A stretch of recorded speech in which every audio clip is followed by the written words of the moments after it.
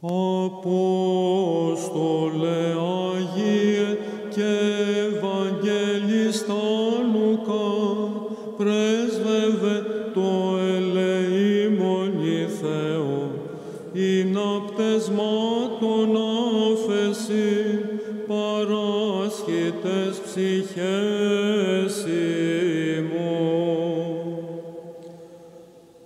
Ακέστορ σοφότατος ιερομίστα Λούκα, ζωγράφος πανάριστος της Θεοτόκου Μητρός, εδείχθης Απόστολε, έγραψας μακαρλόγους δια Πνεύματος Θείου, έδωκας εννοείσαι συγκατάβασιν άκραν, Χριστού της παρουσίας διοπρέσβευε σωθήνε ημάς.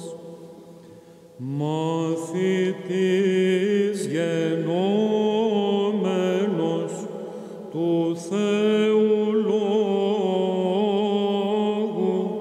συν το Παύλο άπασαν, εφωταγώγησα στην γη και την αχλήν απεδίωξας, το Θείον γράψας, Χριστού